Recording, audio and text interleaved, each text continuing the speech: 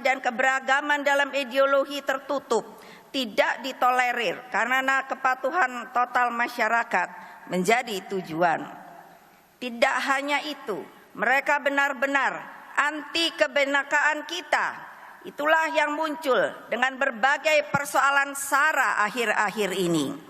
Di sisi lain, para pemimpin yang menganut ideologi tertutup pun memosisikan diri mereka sebagai pembawa self-fulfilling prophecy, para peramal masa depan.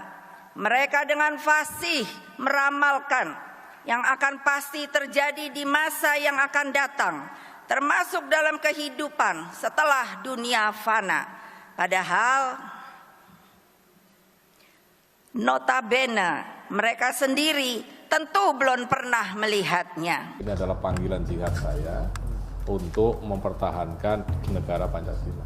Republik Indonesia ini adalah surga terbesar yang diberikan kepada sejarah oleh Allah Subhanahu wa taala hari ini. Pancasila itu religius dan sekuler sekaligus. Dari segi sumber dan tujuan Pancasila itu religius. Tapi untuk mewujudkannya kita butuh sekularitas, bukan sekularisme. Kita ini kalau dicari musuh Pancasila yang paling besar itu apa sih? Kalau kita ya jujur, musuh Pancasila yang terbesar itu ya agama.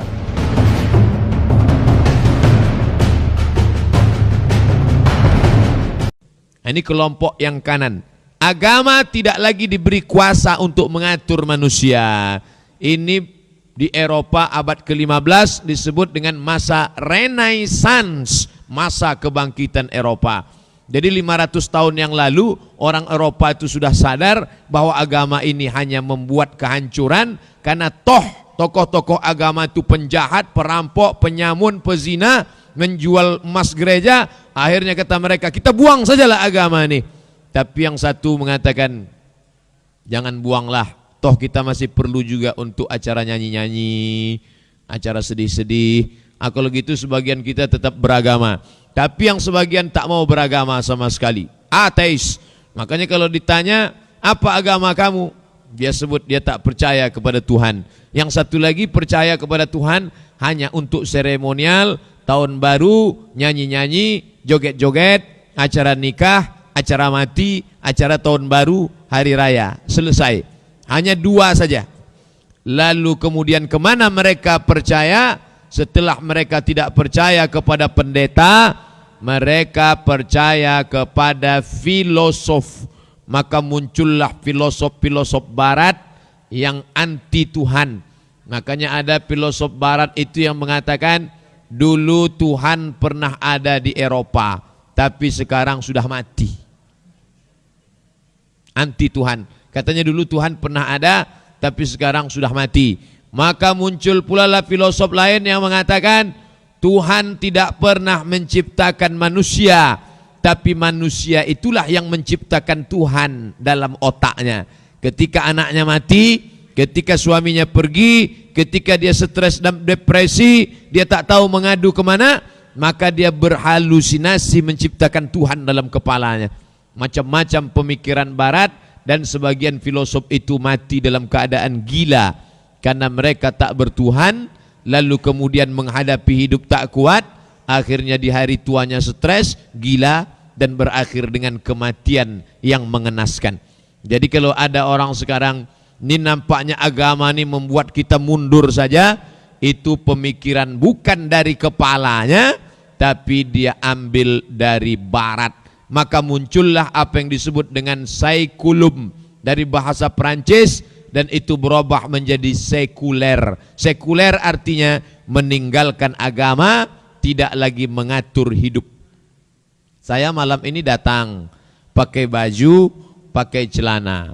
Celananya pun panjang menutup lutut, bajunya panjang menutup pusat. Orang tak mau diatur begini.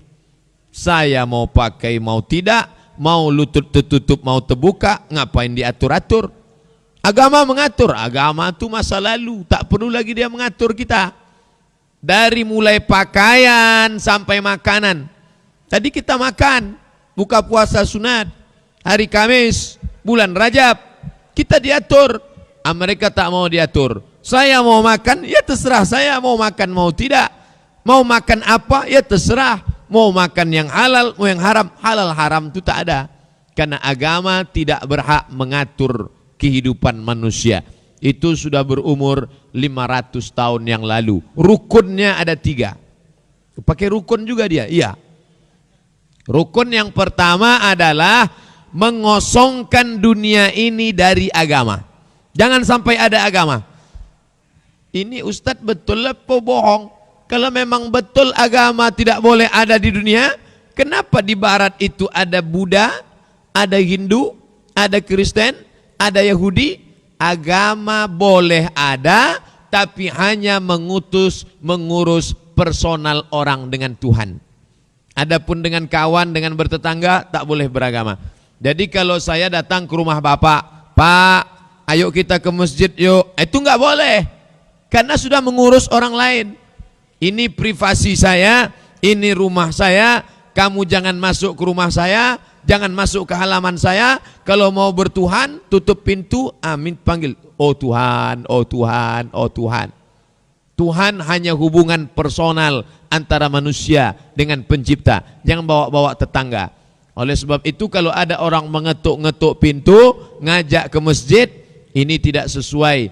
Agama yang begini mesti dibuang dari dunia. Karena dunia ini mesti disterilkan dari segala agama. Kalau ada orang menegur anak tetangganya, kamu jalan sama siapa tuh? Sama pacar saya. Jangan, haram. Tak boleh. Karena sudah mengintervensi orang lain. Tidak ada intervensi. Ini privasi saya, ini motor saya, ini mobil saya, ini duit saya. Kamu jangan campur urusan saya. Nanti kalau ada bapak ibu ngajak tetangga, yuk pengajian ya bu, jangan ajak-ajak kami lah, pergi aja sendiri. Kalau mau masuk surga masuk aja sendirian. Nah, ini orang sudah terkontaminasi virus barat, kena rukun pertama. Kasih tahu sama dia, ente udah kena rukun 1 nih. Rukun pertama, dunia ini harus bersih dari agama. Kalau mau beragama, urusan pribadi dengan Tuhan saja. Solatlah sendiri, puasalah sendiri. Mau tolong orang miskin, tolonglah miskin sendiri. Kalau mau beribadah yang lain, beribadahlah sendiri. Dan tidak ada larang melarang. Kalau inilah diterapkan dalam Islam, maka batallah amar ma'ruf nahi mungkar. Karena isi agama kita itu ngajak orang buat baik, larang orang buat mungkar. Jadi Bapak Ibu, apa yang saya mau jelaskan malam ini menjawab kerisauan kita. Dari mana sebenarnya ide-ide supaya dunia ini tidak beragama? Ini muaranya, ini yang sekarang sedang kita rasakan, ini adalah hilirnya. Air itu datang dari hulu turun ke hilir. Hulunya di mana? Hulunya adalah di barat. Karena mereka yang lebih tua, lebih dulu menerapkan agama ini. Tapi Nabi sudah sampaikan. Apa kata Nabi? La tattabi'unna sunanal ladzina min qablikum. Kalian akan mengikut tradisi orang kafir. Shibran bi shibrin, sejengkal demi sejengkal. Zira'an bi zira'in, sehasta demi sehasta. Pertama kalian ikut sikit. Ini anak ibu mau nikah ya? Iya. Ini fotonya ya? Iya. Udah nikah atau belum? Belum. Loh kok fotonya macam udah orang nikah sebulan? Jangan urus-urus lah, urus saja anak kamu. Masalah anak saya biar aja saya yang ngurus. Ini udah kena pasal 1 nih. Sedangkan dalam ajaran Islam, Islam mengajarkan khotib setiap hari Jumat tak pernah tinggal pesannya. Apa kata khotib?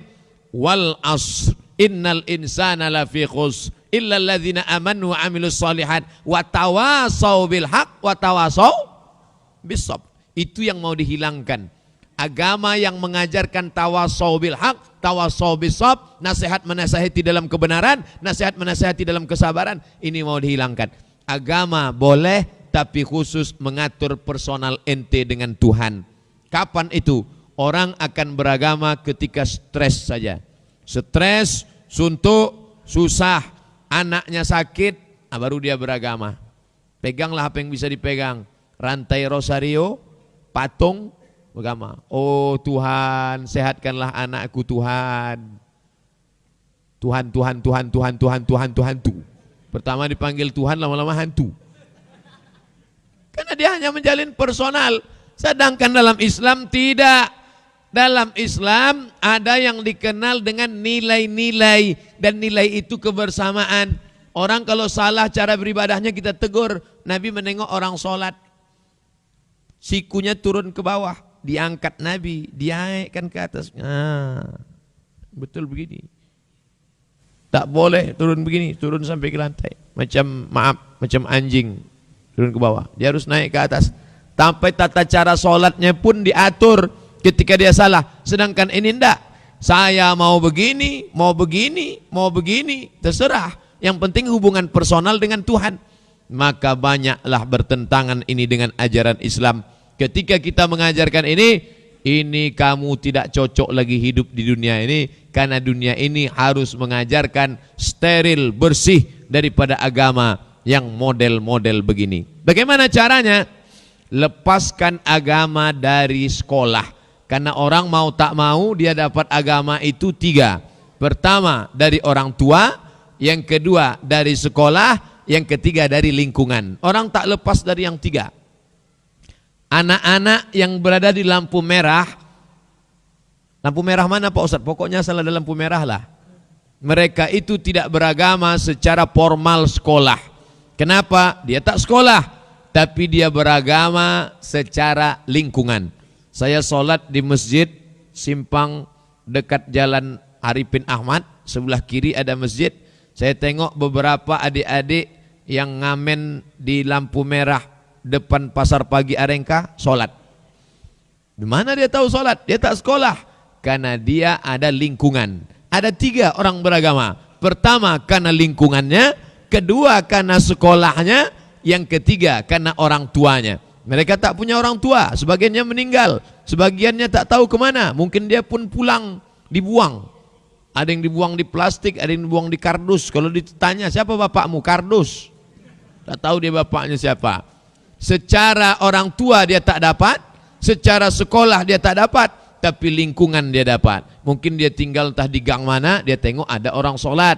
Dan ada kerinduan dalam hatinya untuk sholat. Nah, bagaimana dunia ini bisa steril tidak ada agama? Maka ketiga-tiga ini dilepaskan dari agama. Orang tua tidak beragama karena dia pun di sekolah yang dulu tidak mengajarkan agama dan tinggal di lingkungan yang tidak beragama. Maka komplitlah anak-anak umat Islam akan tumbuh tidak ada agama. Di sekolah tak ada pendidikan agama, di lingkungan orang tak peduli agama, di rumah orang tua tak tahu agama.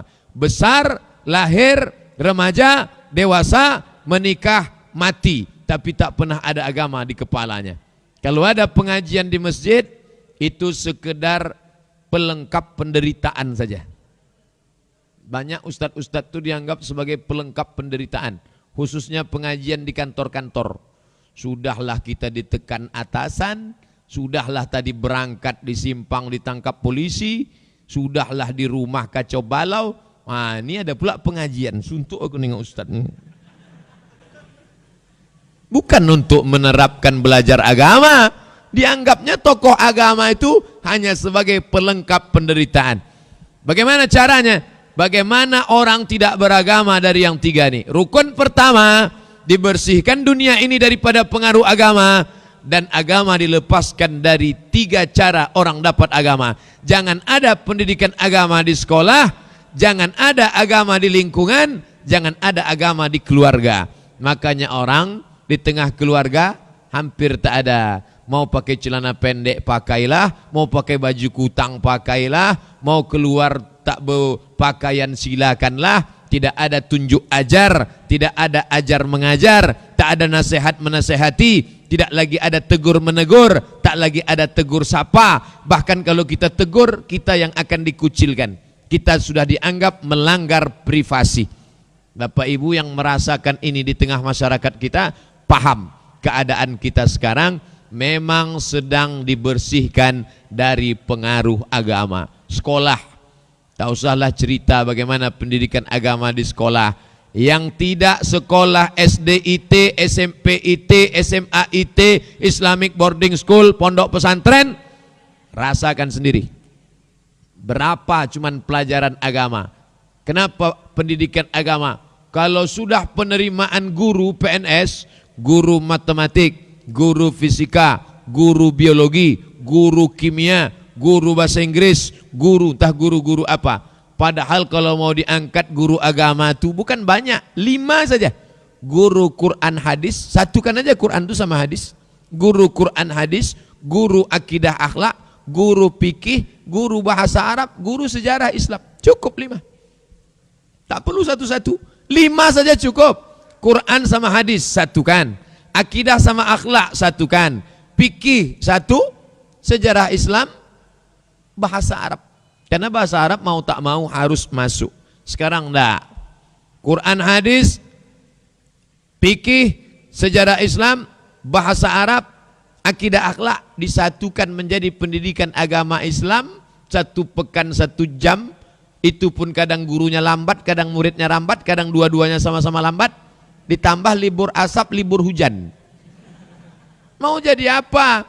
Maka berhasillah langkah pertama, dunia disterilkan dari agama. Bapak ibu tak tahu agama, karena sekolah tak mendidik agama. Kapan orang beragama? Sekarang kita hitung-hitung, kapan dia dapat pendidikan agama? Ustadz Somad, itu penilaian Ustadz salah tuh. Kalau Ustadz katakan tak ada pendidikan agama di sekolah, buktinya ada pelajaran agama. Hitung berapa pelajaran agamanya. Anak saya 5 Pak Ustadz. Anak sampean sekolah di mana? Pondok pesantren, Islamic boarding school. Saya diantar sampai ke parkir sama Pak Kepala Sekolah. Saya tanya, Pak, berapa pelajaran agama di sini? 5. Uang sekolahnya berapa? 14 juta daftar ulang. Anak siapa yang bisa masuk situ? Paling-paling yang bisa sekolah Pekanbaru ini penduduknya 1.200.000. 1.200.000. Kalau malam 1.100.000. Yang 100 itu pergi keluar kota. Karena ada yang datang dari Siak, ada yang datang dari Kampar, ada yang datang yang di perbatasan. Tinggal 1.100.000. Yang 1.100.000 itu DPT, waktu kita pemilihan, DPT daftar pemilih tetap yang bisa mencoblos itu 300.000 orang DPT. Angka pendidikan SMP SMA sekitar 100. Yang bisa menampung pendidikan agama, hitung sendiri. Saya tak mau sebut nama sekolahnya. Dari mulai ujung Panam sampai Kulim sampai Rumbai, berapa yang bisa tertampung oleh sekolah yang bisa melayani 5 pelajaran? Quran hadis, akidah akhlak, bahasa Arab, sejarah Islam, fikih. Berapa sekolah? Sisanya sekolah umum yang agamanya minim. Lalu di mana dia dapat pendidikan agama? Sholat Jumat. Satu-satunya umat Islam yang dapat pendidikan agama gratis, sholat Jumat. Itu pun khotib berceramah dia tidur. Mana dia mau dapat? Kenapa Ustadz tidak sebut pengajian? Kenapa Ustadz sebut khutbah Jumat? Khutbah Jumat orang pasti datang, karena khutbah Jumat wajib. Sedangkan pengajian orang tak datang. Anak-anak muda jarang pengajian datang. Ente tak ikut pengajian? Itu untuk nenek-nenek aja tuh. Dia tak datang. Kapan orang mendapatkan pendidikan agama? Kalau pendidikan formal itu tidak ada. Pertama, tausiah akikah. Tausiah akikah pun tidak efektif. Karena akikah dilaksanakan setelah zuhur, pengajian menjelang zuhur. Orang datang setelah sholat. Karena dia tak mau datang dengar pengajian. Ente tak pengajian, tak konsen kalau lapar, nanti lepas makan aja kita datang. Udah, kajian akikah tak ikut. Kapan dia mendapatkan pendidikan agama? Kajian saat walimah. Walimah pun dia tak dengar. Karena ketika Ustadz menyampaikan nasihat pernikahan, dia asyik berfoto. Tak sempat. Berikut ini, marilah kita dengarkan nasihat pernikahan akan disampaikan oleh Al-Mukarram Haji Abdul Somad. Assalamualaikum. Dia asyik bergambar. Kiki. Mana dapat? Walimah tak dapat, akikah tak dapat, tinggal lagi nasihat mati. Saat maknya mati, ayahnya mati, atuknya mati, disitulah Ustadz ceramah. Marilah kita mengingat mati. Dia pun tak bisa mendengar karena terlampau sedih. Asyik menangis. Habis tisu setengah kotak. Jadi kapan lagi mau dengarkan? Khutbah Jumat tak dengar, pengajian tak datang, acara walimah tak masuk, acara akikah tak bisa, acara mati tak bisa. Maka komplitlah orang hidup tidak beragama. Blank, kosong. Bapak muslim, emak muslimah, tinggal di negeri muslim, tapi hampa, kosong.